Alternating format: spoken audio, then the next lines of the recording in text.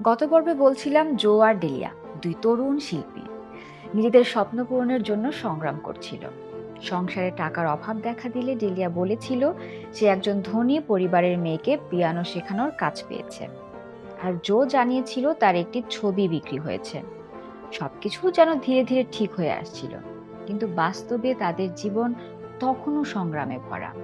প্রতিদিন সকালে ডিলিয়া কাজে যেত, সন্ধ্যায় ক্লান্ত শরীরে বাড়ি ফিরত, তবুও তার মুখে সবসময় হাসি লেগে থাকতো। সে জোকে বলতো, আমার ছাত্রী আজ খুব ভালো বাজিয়েছে, আজ ওকে নতুন একটা সুর শিখিয়েছি। জো মন দিয়ে তার কথা শুনতো। অন্যদিকে জো প্রতিদিন নিজের কাজের কথা বলতো।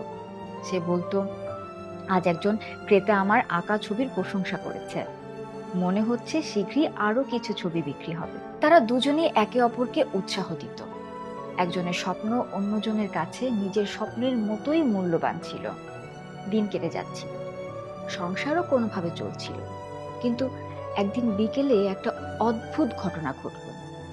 ডেলিয়া বাড়ি ফিরল হাতে কাপড় বাঁধা অবস্থায়। তার ডান হাতটা পুড়ে গেছে।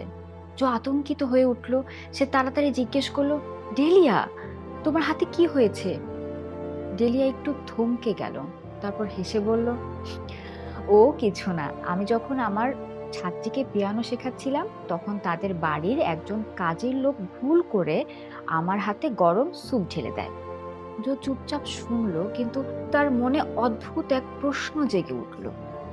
ডেলিয়ার কথা ঠিকই শোনাচ্ছিল, তবুও কোথায় যেন একটা অসঙ্গতি ছিল।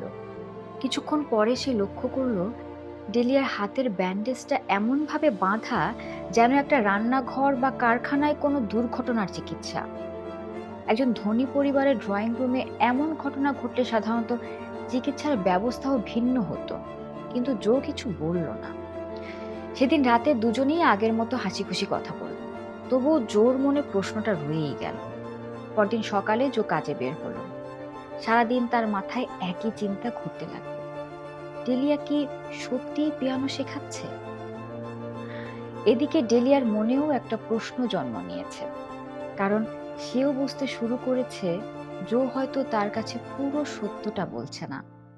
কিন্তু তারা কেউই কাউকে প্রশ্ন করলো না, কারণ তারা দুজনেই জানতো সত্য যাই হোক না কেন তার পেছনে খারাপ কোনো উদ্দেশ্য নেই, বরং ভালোবাসা আছে।